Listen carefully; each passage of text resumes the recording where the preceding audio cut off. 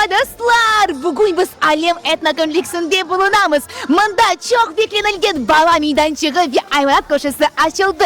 Geliniz beraber bakayık.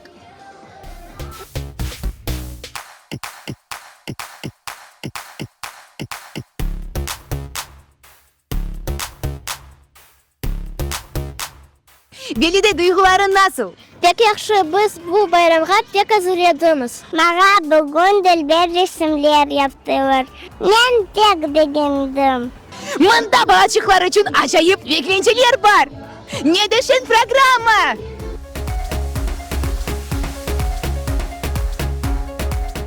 Ben de bir beğendim. Это самая классная игровая площадка, на которой вообще была. Dostlar bu hayvanat koşusunda çok hayvanlar yaşay. Siz de bunda bağlarla beraber gelip şenlenip güzel vakitini geçirirsiniz.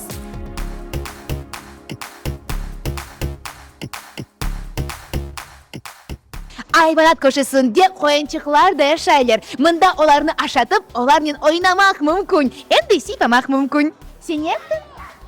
Dünyadan tasanım. Bakınız bunda ata sığınlar da var.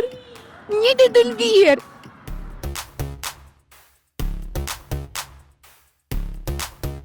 İstedik biraz kengleştirmeye. Kengleştirgen son deyik ayda teran hayvanların koşayık.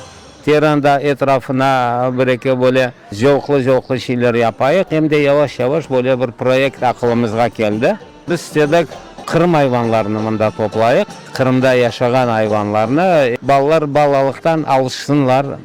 Teran bu tabiatını saklamaya. Şimdi biz elimizden gelen ballarga yapsak onlar ösken son hep birim vatanını sevecek, tabiatını sevecek.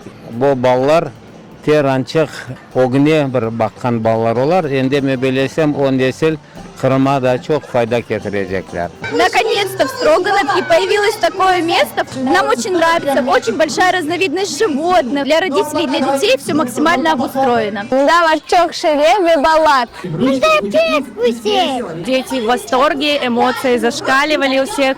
Площадка очень приятная, красивая. Я рада, что Алем открыл такое место. Алем restoranı için güzel gelecek ve parlak gelecek niteliğim. Bulen çok bayram günleri geçsin. Ben Alemni pek sevim. Herkesini bunda davet ettim.